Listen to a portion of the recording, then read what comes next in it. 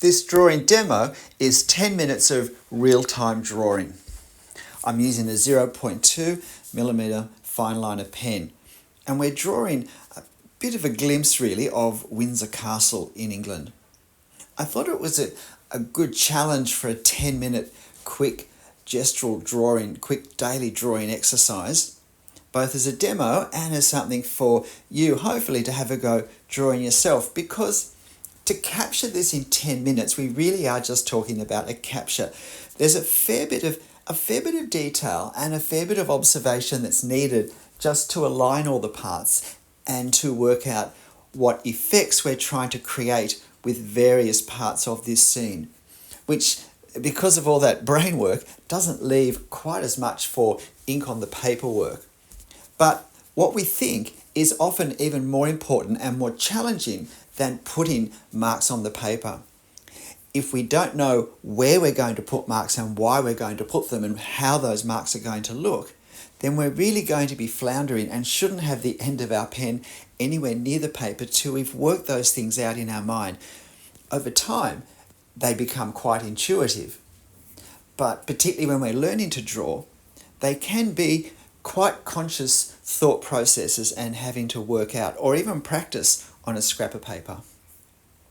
Before I began to draw this, with only 10 minutes, I did a bit of experimentation on a scrap of paper to work out, was what I was thinking going to work? Were the sorts of marks I was going to use for different effects, were those marks going to be effective? Were they going to visually create the picture, not just the object, but the effect of the object in its context that I was wanting? So I've got this tower. Now, it's not actually a round tower. It's more a squarish tower with very rounded corners. And it took me a little while to realise that. And then we have a glimpse of, I think it's St George's Chapel in the background, where many a royal wedding has taken place, and funeral for that matter. So having got this initial starting point, I'm now working on the roof line and these quite distinctive gabled windows that come off in 4 directions that we can see. Now, we're really trying to draw the effect of these. We want to put just enough detail that we, in some way, suggest the architectural detailing and ornamentation. But we can't get bogged down starting to carefully draw what we see. So fairly rapid gestural lines work best.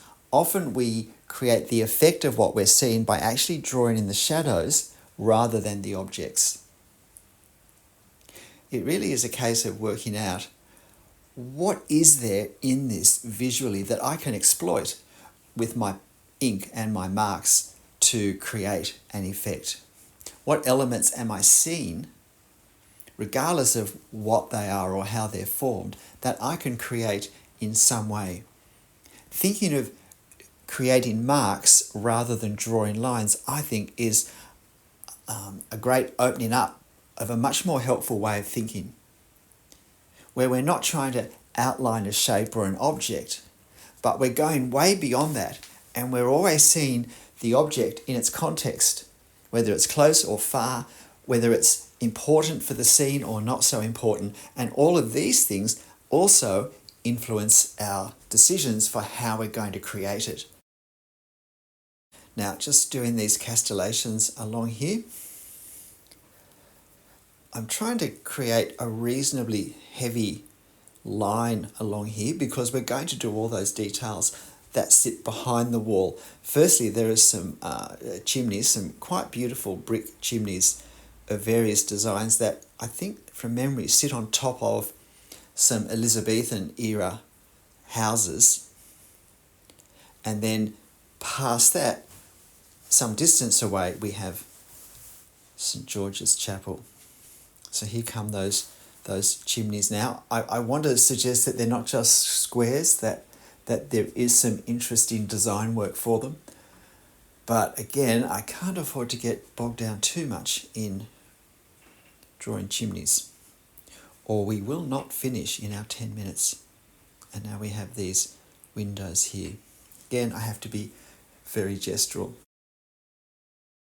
Now, of course, I'm setting myself the target of doing these drawings in 10 minutes, but you can take 15 or 20 minutes if you want. But whatever time, I think it is very helpful to set a time and then to use that to pace the drawing, to pace the thinking. It helps to create a vigor and energy in what we do. Now, one of the perhaps most challenging details was this window in St. George's Chapel. Now, it's quite a lot of detail here, and I don't want to even start to try and draw it accurately, but I do want to create the effect of all these thin, are they lancet windows? Or divisions at any rate in the large stained glass window, long, thin divisions of glass that are separated at various points horizontally on the same level. So I want to create that effect without being precious or precise in my measurement. And the fact that it's a bit further back means that we can be a bit, if you like, rougher in the detail, and that actually works because we don't see things as clearly when they're further away. So having done this part, now I've got the towers, one of which we see and one of which pops up above the back of that first tower that we drew. My time is starting to get pretty tight, and I have a sense in my head of how much detail I want to do in the foreground with these rooftops and also the foliage that we can see. Foliage is a tremendous opportunity when we draw architecture to get some really distinctive values, some lights and darks, because either of the colour of the green or because shade and shadows or both, that can really contrast the lesser value of the architecture. And also the sorts of lines and marks we use to create the foliage effect, because we're not drawing the foliage, we're capturing the effect of the foliage. And look, I have a whole playlist on trees if you want to really see this principle in action, because I think it's the key to drawing realistic looking trees in ink very easily. And look, if you're finding this helpful, please hit the like button. I really enjoy finding out that my videos have helped you, but I certainly would appreciate you also helping me with that like button. And if you'd like more of these 10-minute real-time drawing videos, if you find this format helpful, please leave a comment for me. They're fun to make, but equally, I don't want to make them if it's not what people are wanting to watch.